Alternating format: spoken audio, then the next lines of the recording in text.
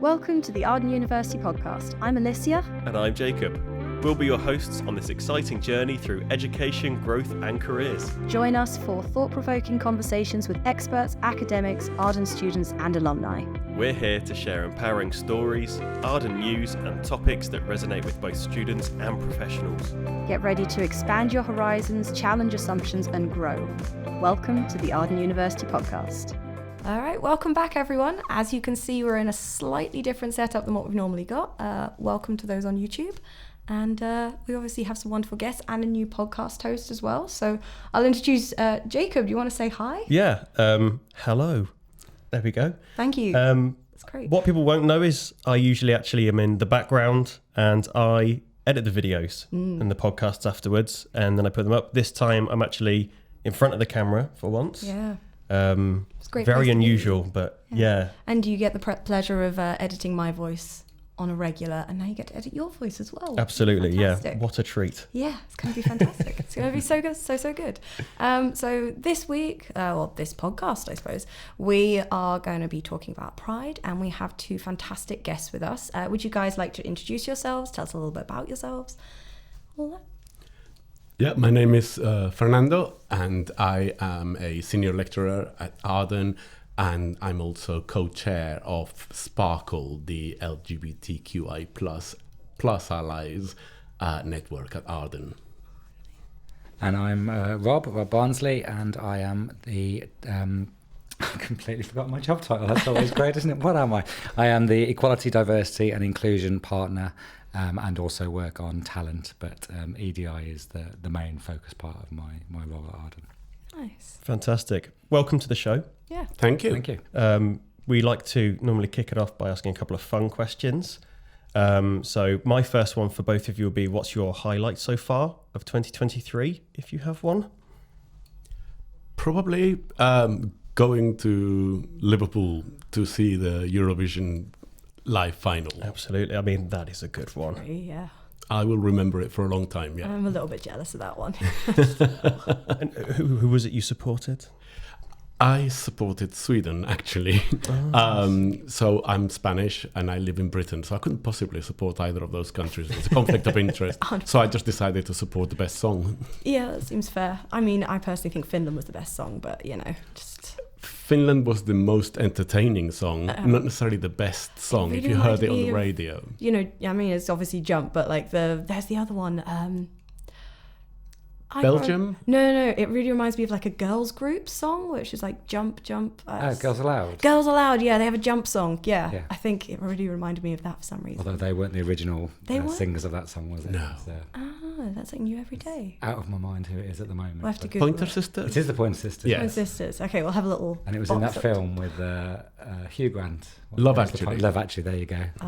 Every gay man's favourite film. Not this one. No, okay. At Christmas. And Rob, what about you? What's been your highlight so far?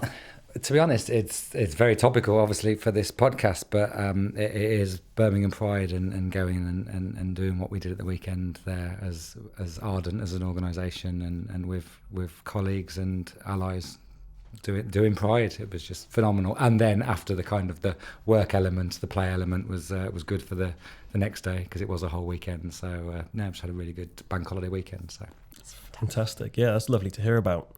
Before we get into that anymore, what would be great is if we could get some kind of description for what is Pride Month. A lot of our students are international, so they might not know.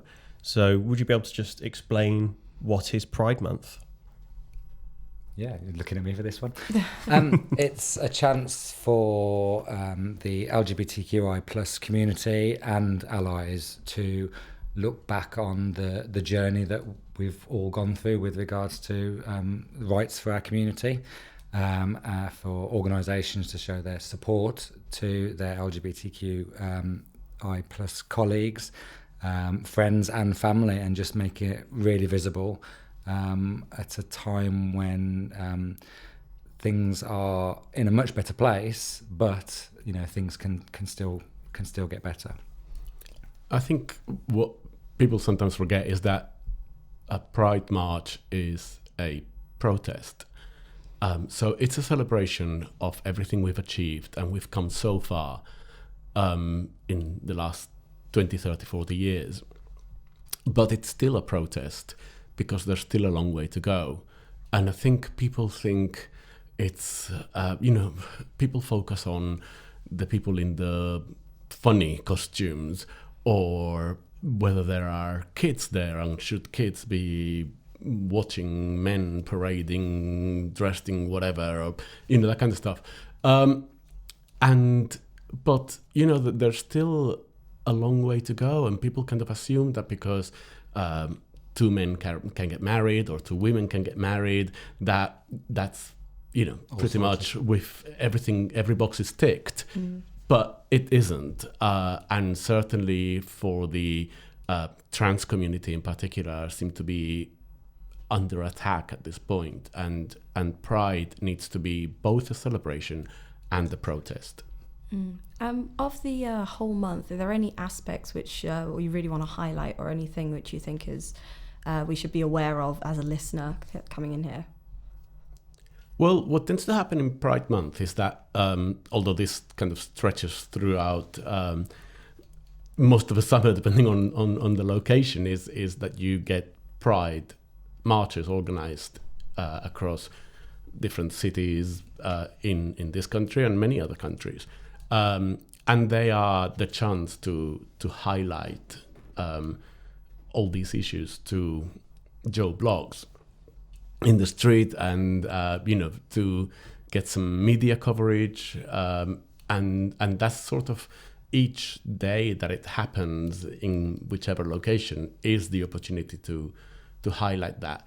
There's more to it, and perhaps Rob's better place to talk about it, but obviously there's also an opportunity to show support by companies. You will have seen many companies turning their logos some sort of rainbow color, and so there's an element of that as well, of there being a month when this is highlighted.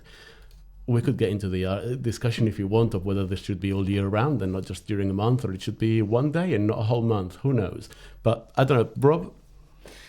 Yeah, well, I think for us, Pride is all year round, because that's our lives. That's kind of what we're living to change things. And it does just come back to that point of what Fernando was saying, is it gives a focused opportunity for many different countries or many different cities within the UK, or cities within Germany or the Czech Republic, etc., where you can go out on and make a big bang. But actually, it's the important thing to remember to do all of these things all year round, celebrate how far we've come, but also protest and highlight the problems and the struggles that are still happening around the world at different levels. You obviously both attended the Birmingham Pride March, which was last weekend. Mm-hmm. How was that? How did that go? What was the atmosphere like there? It's kind of a good thing to have your insider insights on it, I guess. Well, it was joyous. It's the only way I can describe it. Marching as Arden at a Pride event was kind of like the really visible goal. I think enabling our comms to showcase that Arden was present at Pride, enabling the conversation within the organization that, yes, we were supporting Pride and we were representing the university, is a big milestone. But aside from kind of the functional wanting to do that, what it actually was for those who came and those of us who kind of had a role in organizing it was a chance to meet people who identify as LGBTQ or who are allies. And we all work in different spaces, so to be in the same physical space, doing something as empowering as marching together and shouting give me an A, give me an R, give me a D, and shout out Arden. In a real spirit of doing something together, and representing the university was just such a buzz throughout the day and after. Yeah, so did you find the same thing there, where we found it was a very happy atmosphere, everyone's in it together? Is that the kind of vibe that you get from going to these marches? Completely. I think, it was euphoric, not to quote Loreen from Eurovision, but it really was. And that's not just for probably myself and Fernando. It is the fact that we got a lot of allies with us. So individually, take away the pride bit, you see allies around you. Put that into the pride mix as well and multiply that ally effect. It's great to see that support, especially when, news in general tends to focus on the negative. I mean, we've said about protests, we've said about there are things that we need to overcome, that there are some real kind of horrific kind of stories and things going on at the moment. But in that moment of going through a city like Birmingham, crowds kind of 3 or 4 or 5 deep in parts, only 1 deep in some parts, but it is a real kind of well-attended event. You realise that there is a lot of support, and going forward, you hope that support continues and stays around when we get these challenges to members of our community, to kind of push people back again and challenge some of the horrific ideas that are out there. So the allyship part is really important. It's a party atmosphere, it's a carnival atmosphere. Again, as Fernando said, one of the things when I first came, so 12 months ago, I started at Arden, was let's kind of get pride representation, marketing brilliant, kind of designing our t-shirts and stuff for us, us being proud of the organisation that we're working for. So it works both ways. They're supporting us, but also we want to support you, you as an organisation. And we are happy to represent Arden with it massively emblazoned on our chests, and it's that sense of belonging, that sense of family, sense of friendship, all of those things. So it was completely positive. That sounds so good. Next year I'm coming. Oh, we're getting a bus. We're getting a bus next year. We're going bigger and better. It's already like in the cards. So yes, that's official news. Official news. I might get shot for saying that, but no, we are. We're going. You've said it now. It has going to bigger and better, and we had a really good turnout. But power is in the people, and the kind of the more people that are visible around it, that's what we want. So that's brilliant. Wow. A highlight for me actually within the parade was how many kids there were there, and people brought their kids to watch the parade, and we were kind of handing out goodies and putting stickers on them and whatever, and I just kind of look back on the concept of 30 years ago, someone bringing their kid to watch a pride parade was just not conceivable. So it's always the kids that get to me. I'm a dad, so perhaps that's why. But it was just so nice to see, these kids are growing up in environments where, they're being shown a variety of the diversity of the LGBT community and celebrating it. And it's just, I get emotional thinking about it because it's just beautiful. It really is. Yeah, it actually really links into the next question that we kind of wanted to ask you about. So one of the highlight things of this year's Pride Month has been about the repeal of Section 28, which was 20 years ago. It's marking the anniversary.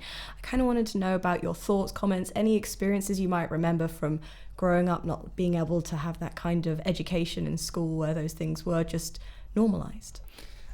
Yeah, and bizarrely, I know I obviously don't look it, but 1988, when it kind of came out, was when my secondary school period started. So I was 11 then.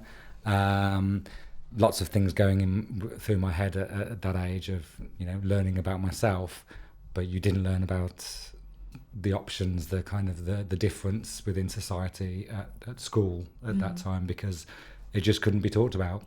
And so, you kind of go through school thinking in those days any thoughts that you might have had outside of what considered was the normal as wrong. And so therefore you hide them, you cover them up, you almost have nightmares about them, kind of thinking that you are an outcast. Why can't I be like everybody else? And at the time, no one there to tell you that is okay. And it's a complete dichotomy really to what Fernando was just saying about pride now, and within schools and educational settings. It's taught that everything is okay. It's we're learning that everyone's different, and that difference is something to celebrate. So the challenging times of when Section 28 was in was massive, really. So it had an impact on me. Did it possibly not as big an impact as it had on a lot of kids growing up in those times? That it could have had even more severe, and it did have more severe effects. So it was a terrible time. I'm a little bit older than Rob, and I was actually a teacher at the time when Section 28 was still in place. And what was really frustrating was that there was no clear guideline of you can say this and you can't say that. It was kind of, you just can't promote homosexuality. And so what's promotion of homosexuality is the fact, it's me coming out to, and not coming out in a big, ooh, I'm gay to my students, but me mentioning my boyfriend at the time. Would that be considered promotion of homosexuality? It was very grey, which of course then meant that you erred on the side of caution. So, you really felt like your hands were tied and you couldn't be yourself. Now, if you're a teacher, if you're teaching kids, being authentic is a big part of it. And it literally stopped you from being authentic. It was frustrating, and it was a sense of fear. Am I going to get fired for this? So, yeah, a difficult time. And obviously, we've come a long way, and Rob's just mentioned that. But let's not forget that it's not, 3-4 years ago, we had the case of the Birmingham school where the No Outsiders program was set up and parents literally withdrawing their kids from school. And 2 months ago, there was an online petition in Parliament to... so at the moment, I don't know if you know this, and our listeners may not know that. So primary schools have the choice of, in the relationships curriculum, they have a choice of what they include in there. And there was a petition to remove that choice so that anything LGBTQI related wasn't an option to teach. Some degree, bringing back Section 28. Well, this petition got over 200,000 signatures, in 2023 in the UK. And therefore, because it reached the 100,000 threshold, it had to be debated at Parliament. And basically the response, thank goodness, was, we're not touching this. It'll still be up to the school. But, 215,000 people signed a petition to remove that. I could go on for hours about this, and I won't. But I think it's really interesting that the people who normally object to anything in the relationships curriculum being related to LGBT, etc., they tend to go on about sex. You're teaching kids to be gay, or, and it's like, it's about relationships. I mean, I don't know about you, but in my primary school, no one taught me about sex. No. Heterosexual sex. And people kind of focus on the sex part, which is kind of sort of amusing if it wasn't so dangerous, that people focus on that. Yeah, I think that's the one, I suppose, specific bit to pick up is a lot of the anti-LGBTQ plus arguments tend to be focused on either something that's infactual or the wrong thing, or kind of twisting the narrative. They're taking the elements that work for them rather than the whole picture. Exactly. And I think, there's always two sides to everything, whichever side people look at. But I think it's sometimes before kind of taking a particular side, it's almost fact check. It's like listening to Donald Trump talk, isn't it? It's kind of go down that route of fact check first to see that if that is actually the case. So Section 28, not good. No, it's quite interesting that you said about the newer law that had all those signatures and almost got passed. When you said that it was going to be... Yeah, go ahead. It wasn't a new law. It was a petition to discuss it in Parliament. To discuss it. And it didn't pass, but it did get a lot of support from the public. So it wasn't planning a new law. It was a petition to have it removed. Right, okay. When you started to talk about it and you said schools have the options at the moment, but that option's going to be they want to talk about removing it. My initial thought was that's a good thing. By removing it, they're saying you have to talk about it. That's immediately where my mind went to. It's kind of surprising that that's not already the case, that you'd think in this day and age that it would be mandatory to discuss. So coming on from that, in a way, you both got children. Yes. And how do you see a difference in their school days and their teaching compared to when you grew up in school? Because I know at least when I was in secondary school 10, 15 years ago, we still didn't really hear much about Yeah, I was going to say my education, I think I was in primary school when the Act was repealed, but I didn't learn about anything except heterosexual while I was in school. And I'm not going to say how old I am, but it wasn't as long ago as I don't feel like it's that long ago that I was in the education system. And also, Pride was discussed, but it wasn't discussed in an academic sense or anything like that. I think the biggest... There's two sides to the difference, I suppose, in a way, is because obviously, I'd probably say the same for Fernando's kids, guessing-wise, that obviously they got a lot of education at home around different relationships right from the beginning, and kind of developing kind of a resilience in your kids. Then kind of, for me, going into school and working with teachers to help them to support my boys specifically, extremely open, extremely understanding, very educated, I suppose, in a way, in different families again. And then now that my boys are in secondary school, the big difference there is kind of this more visible thing of when they talk about other kids in their class, they are talking about, and relationships, they're not talking about how I think it was when I was a lot younger.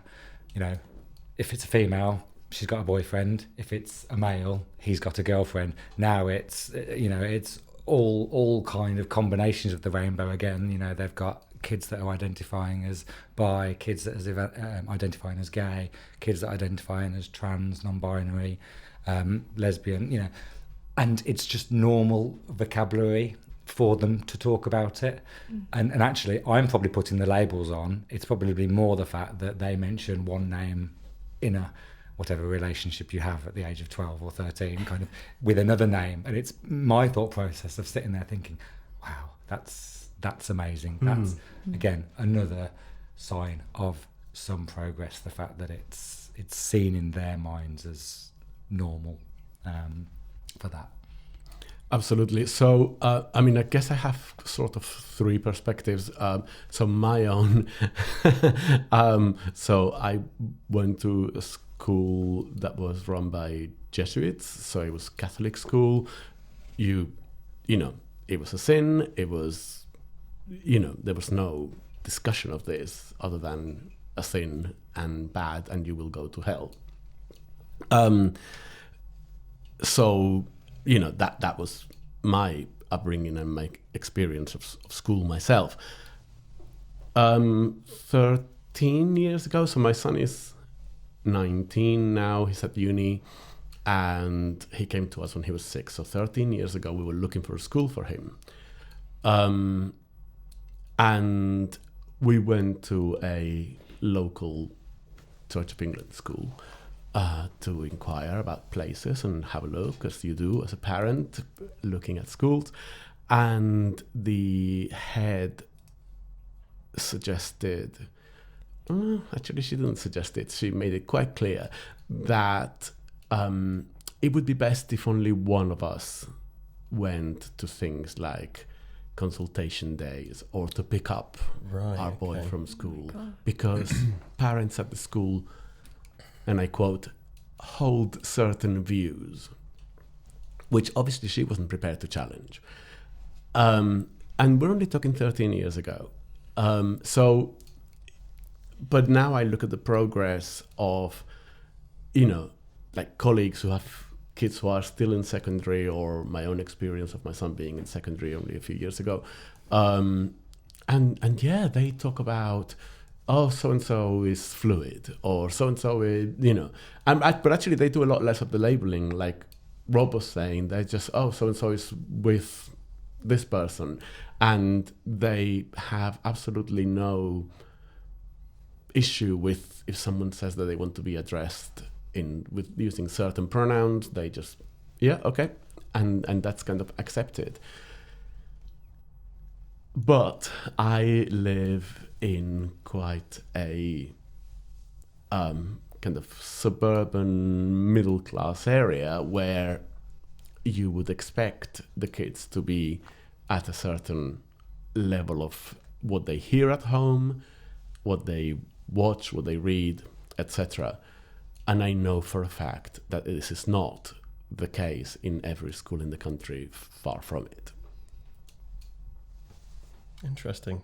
Yeah, I mean, thank you both for your views on that. It's really interesting to hear about. I think we'll move on to another topic, past section 28, and that is to talk about some of the kind of significant points around Pride, in particular the logo and the flag. So of course there's a flag, everyone knows it. It also evolves all the time. I was wondering if you could explain what the flag means and all the different parts that make up the flag as well. You're both pointing to each other. Yeah. I'm the expert here. I was pointing to because Fernando and I have some joined up but kind of views of difference on this, which obviously makes the world a good place. Exactly as you say, Jacob. Kind of the flag has adapted over time. So whether it was kind of from 1978, where it started off as 9 colours, and then it became kind of the 6 colours that it was more recently until kind of the 2018. But initially each of those colours kind of represent different things. And I haven't got my Pride almanac with me at the moment, but kind of, red, and I can't remember what red is now. I had it in my head, now it's gone. But each colour kind of means something within the community around kind of nature, resilience, kind of those kind of things. And this is the agreement part, is that initial Pride flag that came out of kind of the Stonewall riots and Harvey Milk and those kind of things that happened in the US was all around equality and kind of celebrating all the differences of the LGBTQ family, and kind of trans individuals played a massive part in the Stonewall riot. So that flag there did include everybody. Kind of come 2018, and we kind of added kind of the additional kind of elements of the flag, and representing queer people of colour, representing trans people, and then right up until kind of more recently, a couple of years ago, where it added in the kind of the intersex circle, kind of the purple circle on the yellow background, and I suppose I can't speak. I won't speak for Fernando's words, but Fernando can kind of take up, and then I can kind of come back in again, I think. I've always felt that the traditional flag with the 6 colors, the colors weren't meant to represent a single sexuality or identity. They were just diversity and the community as a whole. So I felt that adding something that specifically represented people of color, that represented trans people, was just not necessary because they were already represented. You kind of saw that as the overall idea of a diverse group. Absolutely. Yeah, okay. It's a rainbow flag because a rainbow is a spectrum of colours. Yes. Spectrum of different types Okay. of people. Absolutely. That kind of So that's concept. kind of always been my view. And Rob and I kind of disagree somewhat on this. I think it's not actually a disagreement as such. That flag did represent everybody. I think what's happened over time is that certain groups of the LGBT community have faced different challenges, and so therefore it's almost a way of bringing that group into the forefront a little bit more again, because you kind of have the battles that maybe LGBT non-people of colour kind of were kind of, sorry, just LGBT kind of people as a group were facing, that was kind of consistent amongst themselves. But then you kind of actually, queer people of colour, as I already said, kind of then have had different battles within their own community through whatever reasons, again, because of the difference in communities in general. And then right up until kind of the present day now, that although when you look at LGBT hate crime as a whole kind of increasing by about 47-48% in the last kind of 12 months, that hate crime directed toward trans people is more at kind of 54%, and trans suicides. So actually having that different element of the flag as well just brings, it's something to kind of use to highlight an area again, because it does break down the sections of the community that are facing different challenges. Just like if you were to take the person of colour term, each kind of different race or ethnicity within that area faces different challenges and there. So it's a moving beast. It's the flag's going to run out of space at some point, colours I'm at some sure, point. and different colours. But actually at the same time, LGBTQ plus. There's been jokes over the years about how long that acronym has got to, but each of those communities within the kind of queer culture is probably the best way to kind of give it an umbrella term, is the fact that there are their own flags. So there is a bisexual pride flag, there is a lesbian pride flag, there is an intersex flag, there is a non-binary, there is pansexual. All of these kind of things that as part of the community ourselves, I think I know what I know about me, but I learn about other people and difference, and I don't think no one ever knows anything. We're always learning. So having these different elements it's really key, and it's a chance for everybody to learn something about someone that's different to them. And although perhaps I'm more of a traditionalist in terms of the flag in particular, I, in conversation with Rob, he's pointed out that, those groups have kind of asked to be particularly represented.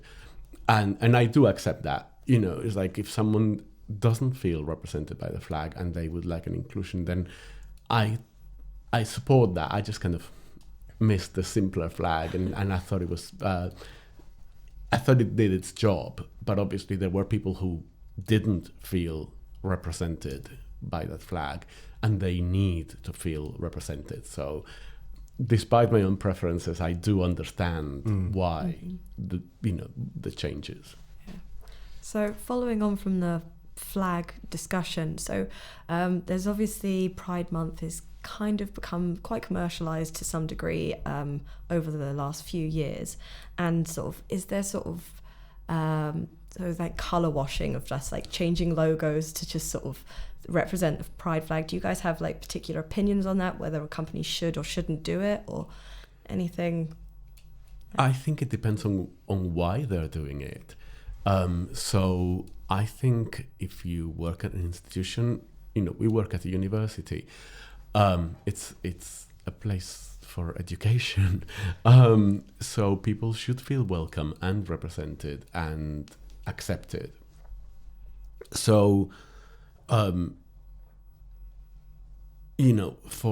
example, if when a company changes its logo to a rainbow logo, they're saying we see you. For the people who are inside it or who work for it, or in the case of universities, both staff and students. When you're talking about, bigger companies who may have more of a box to tick, then you get into different realms. But certainly as a student, if every time I log on to iLearn or go to the university website, the logo was a rainbow logo, I'd feel, okay, my university sees me and is showing me that they see me. And I think that's a really nice thing when you see a company do something like that. It's about keeping it authentic, really, I suppose. Okay. I think, yeah, completely. I think it doesn't matter. Yeah, so Fernando's point around, as an educator, it's really key to show that we're open and inclusive to all. I think any company could and should do it as long as there's some substance behind it. So you can't just say, yes, we support the LGBT community, but then there's nothing, an organisation that doesn't have a network or doesn't celebrate things like Pride any other time, or hasn't looked at its policies to make sure that they're inclusive to trans people. So that's the kind of the my angle with it. It's not just changing a logo. It's putting some substance behind it. I think to move from that into maybe some more positive news would be quite nice. Yeah. And from that, it'd be great to know what's happening within Arden over the month, which staff and students can get involved with to be a part of Pride Month itself. And then also outside of Arden, what are they kind of the greater scene? What's happening that everyone can get involved in? Well, I think there's various things that will happen throughout the month from a colleague and a student sense internally and externally. So one of the pinnacles from a colleague point of view is kind of having Arden having its very own Pride. Details are still under wraps at the moment as to that, but kind of the end of the month there will be kind of a Pride event that will bring all of the centres together as well, which, although that's colleague focused, that will kind of have a knock-on effect with any students that are around, because it's visibility again and being able to see things and take part. Pride Birmingham that we just had was kind of, we had some student representation there as well. So that moves on to externally. Fernando's mentioned it already. The Pride events all over the country. I think Cornwall, there'll be London Pride kind of, again, don't know the date specifically, but Manchester Pride's normally the last bank holiday of August. So there's various kind of places that students and colleagues and friends and family of all of those can go and show their support for the LGBT community. Within Arden, we've kind of got the usual stuff with regards to colleagues, with a Pride Month video which highlights some of the fun and games we had at Pride last weekend. We've got some online learning to learn about the origins of Pride, the history side of things, of looking about some of the things we've touched upon today about how LGBT progress has happened over the months. We are looking at introducing pronoun badges, so student and colleagues will be able to access badges if they wish to display what their pronouns are.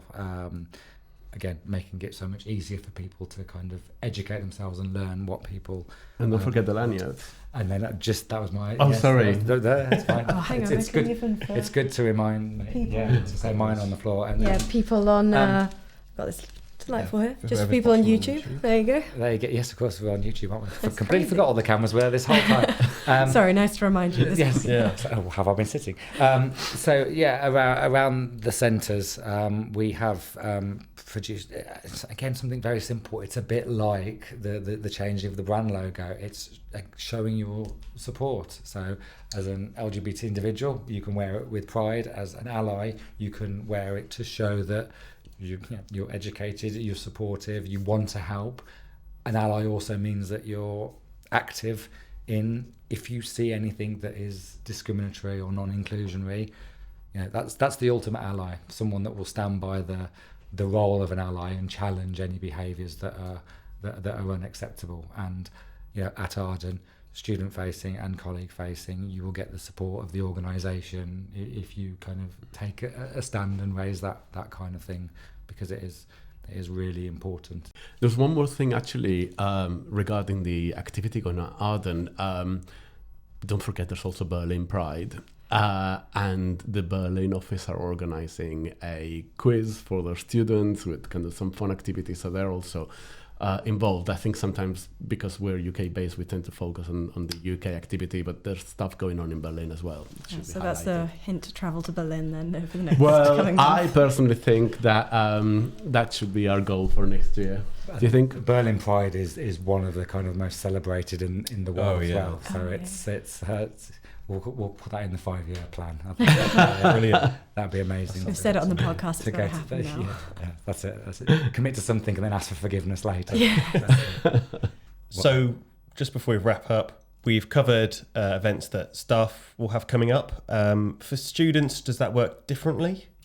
Yeah, I actually strongly believe that any student activity should come from the students. I think it would be awful for a university or company to say to people how they need to celebrate something. Yeah. So I know there's student activity going on, and that the student association will be programming their own events. So it'll be worth for students kind of to check that out. But it would be wrong for the university, for the staff to create those events. Certainly we can support them, publicize them, whatever it may be, but we shouldn't. We can't enforce them. that. Absolutely. Yeah, that makes a lot of sense. But they will have access to the lanyard sleeves and the pronoun badges and things like that, because that's all in a centralised place. So that's kind of a good time to do it. Also in the centres where there's screens, some of the videos and the information are being showed in there. So it's again just keeping kind of eyes open and seeing things, posters, etc. around the centres, so in the campuses. So that's it. And then from a colleague point of view, there's the Arden Universe intranet site, and specifically the Sparkle Network intranet hub, where all this information is made available, plus through internal comms. It'll come out there on any of the kind of events. And as we get closer to the Arden Pride event, more people will kind of know the details of that, but towards the end of the month on that one. I'm looking forward to that. Yeah, I might come back to Coventry just for that. Oh, definitely. Yeah. Must do. Thank you so much for joining us. Thank you for having us. Yeah, it's been in an our absolute first pleasure. Yeah, real studio podcast. Yeah. And what a beautiful studio it is. I know. Thank you very much. It's lovely. I did this all myself. I believe He you. says. Thousands All the of team them. behind the cameras, furious. Yeah, thanks for joining. All the information is out there for staff and students to go and find everything they need to get involved. And I think that is everything for this week. I think so, yeah. Yeah. So if you've not seen this before, then this will be a more recurring event where we do these every couple of months. So make sure you subscribe to the channel or follow it on Spotify or whatever platform you're on, so you can be up to date with what we do. But yeah. Is this where we all wave at the camera awkwardly? It is, yeah. So yeah, Bye. that'd be nice. Let's all have a wave off. Bye, YouTube.